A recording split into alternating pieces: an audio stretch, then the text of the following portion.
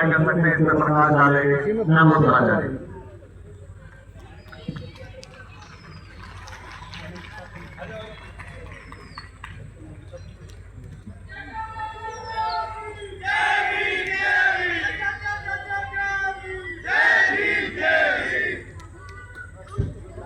शुक्रिया सभी साथियों को। जय भीम, नमो बुद्धाय, जय भारत, जय संविधान।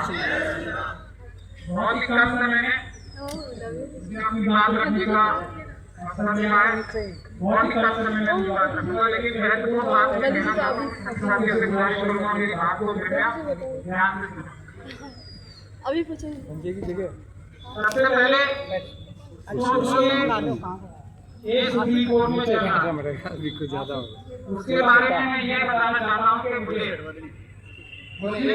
सीनियर आप में से जो सीनियर है उनको बिठा उस एक्सपीरियंस से सीख के मैं आप लोगों के सामने स्ट्रैटेजी बनाने के लिए कुछ सलाह देना चाहता हूँ। उसके गौर करें तो बहुत मेहरबानी। बाबरी मस्जिद का केस जो मुस्लिम समाज था, ये नहीं कह रहा कि दलित बहुत इंटरेस्ट है उसमें और मुसलमान सब दुनिया जानती है, लेकिन मुसलमानों की तरफ से जो पैरवी की गई वो मजबूत पैरवी नहीं की। इस बात को कहने में मुझे कोई शर्म और गुरेज नहीं है। अगर आप लोग चाहेंगे तो डिटेल में मैं आपको बता सकता हूँ, लेकिन वो उसका समय आ उसी प्रकार से जो केस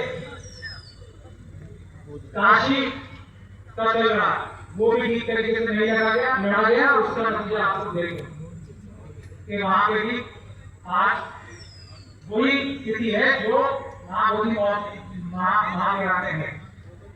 मथुरा का केस जिसमें 17 पार्टी लगाई है आरएसएस और बीजेपी के द्वारा, बाबरी मस्जिद में भी 2 या 3 की और काशी में भी 2 या 3 पार्टी, वो केस मैं लड़ रहा हूं। उसमें आप सब लोग देख सकते हैं हमें अभी तक रोक लगा रही है 17 पार्टी है, लेकिन अब तक एक ही स्टेप, जस्टिस भी वही है, सिस्टम भी वही है, प्रशासन भी वही है, लेकिन एक ही स्टेप मथुरा मस्जिद की तरफ कोई सुधार नहीं पाए। वो एक पहला निर्णय दिया ये भारतीय सुमित रत्न जी ने मुझसे कहा, और जो केस चल रहा है 2012 से उसमें मैंने डिक्लेरेशन डाली, बहुत मुश्किल से उसकी फाइल मुझे पढ़ने भर के लिए मिली है, अब तक देखने के लिए मिली है, ये मैं आप लोगों के सामने बता रहा हूँ। लेकिन जो मैंने देखा डिटेल्स में आपको पब्लिकली नहीं बता सकता, लेकिन स्थिति ऐसी है कि उस पिटीशन में इंप्रूवमेंट की बहुत जरूरत है। अगर मैं स्ट्रैटेजी यहाँ बता दूंगा, कमी यहाँ बता दूंगा, तो उससे हमारा नुकसान हो सकता है, इसलिए मैं पब्लिकली इसको अनाउंस नहीं करना चाहता। लेकिन उसके लिए मैं गुजारिश ये करना चाहता हूँ, ये हमने बाबरी मस्जिद के केस में सीखा है कि सारे समाज को, जैसे अभी साहब ने कहा, एक सेंट्रल कमेटी बननी चाहिए, उसमें बैठ के लीगल स्ट्रैटेजी पहले तय करनी पड़ेगी कि हमारे 1 2 3 4 स्टेप्स ये होंगे, तब हम विक्ट्री की तरफ जाएंगे। ये सबसे महत्वपूर्ण बात है।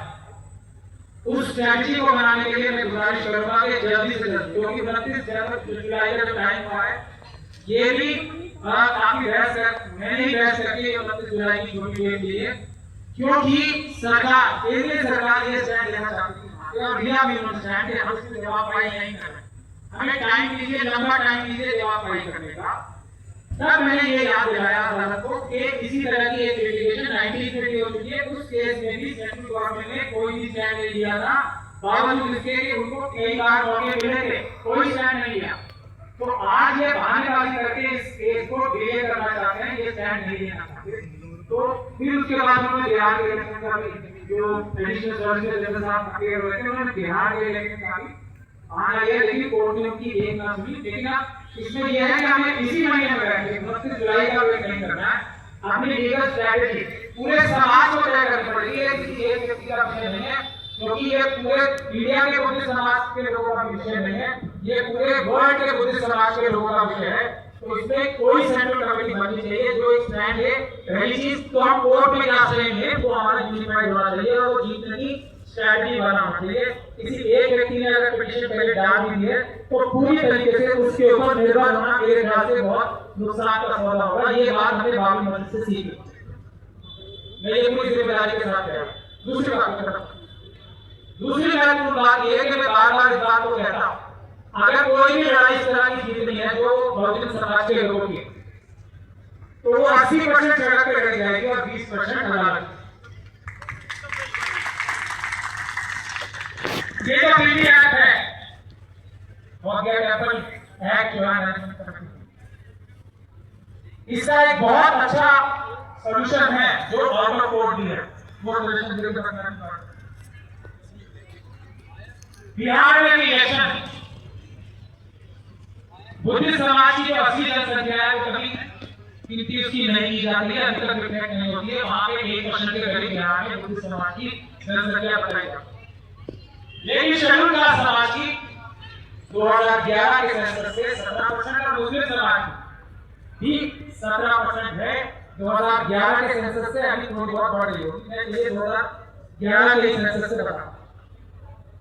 मेरा गुजारिश ये है, और इसके लिए अगर आप चाहें तो मैं अपने आप को वॉलंटियर करता हूं। मैं बिहार में मुस्लिम समाज से एक मुस्लिम समाज के व्यक्ति को पकड़ के उससे बात करता हूं कि ये आंदोलन मुस्लिम समाज, शेड्यूल कास्ट समाज और बुद्धिस्ट समाज को साथ रह के लड़ना चाहिए। हम भी देखते हैं कि नीतीश कुमार या कोई भी सरकार हो, अगर उन्हें 35% वोट चाहिए तो हमारी डिमांड नंबर 1 मां बोली महाज्ञान होगी।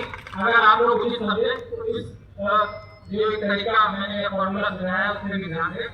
मैं इस काम को मुस्लिम समाज को तैयार करने के लिए आपकी सर्विसेज पेश करना चाहता हूँ। मुझे बस यही कहना था, बाकी आप सब लोग हैं, बाबा साहब का संविधान है, तो हार होने का तो सवाल ही नहीं है।